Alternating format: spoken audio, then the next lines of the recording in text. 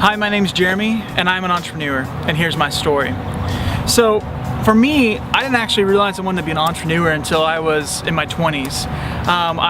It's one of those things that kind of just hit me. I was working for someone else, helping someone else build their dream, and I started hating waking up in the morning. I'm like, why am I doing this to myself? And it just hit me, why don't I start my own business? But even starting my own business, I didn't realize I was an entrepreneur until I got into it and started studying the art of what business was and what it meant to be an entrepreneur. Solving problems, changing the world. To me, an entrepreneur is not just, creating a business that makes money. To me, being an entrepreneur is taking a problem and creating a solution that helps millions, if not billions of people, and makes a difference in this world.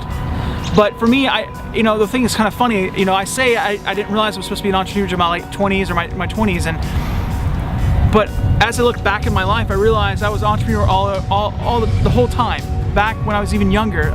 Like one of the earliest stories I remember being an entrepreneur, first of all, my parents always said you could sell lemons to a lemon farmer or ice to an Eskimo, or all those cliches you hear. But it was true, I was one of those kids that just was naturally able to sell. And I remember my first story was I was trying to go camp, right? And you know how you'd sell chocolate or candy bars and stuff to go to camp, right? Well, I remember being in a Walmart, trying to sell candy, and I sold my whole box, but I wanted to do more. I wanted to, be better and get prizes and so on and so forth. So I did that. I remember being at Walmart, and I had these old ladies that would come up and pinch your cheek and, oh, you're so cute. Oh, I can't eat chocolate, but you know what? I know you would love chocolate. So they'd give me this money and say, hey, just buy chocolate for yourself. Buy your candy bars because I can enjoy it for me. I was like, okay. So, most kids, right, they would take that chocolate, go home and just eat it, right? I was like, I have free chocolate here. What can I do with it? So what I ended up doing is I take all this chocolate. I had probably like a half a box of chocolate, and I saved it. And I took it to camp with me.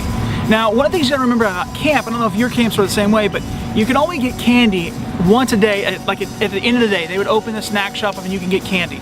So the whole day, there was no one that was allowed to have any kind of sweets because they didn't want the kids hyper, right? So what did I do? I had a hidden compartment in my suitcase, and I pulled this chocolate out, and I would sell it for 3 times the price of what I was selling it originally. So I think we were selling it for like $1. So I was like selling it $3 to these kids because they wanted the candy now. They couldn't wait. And so began my career as being an entrepreneur.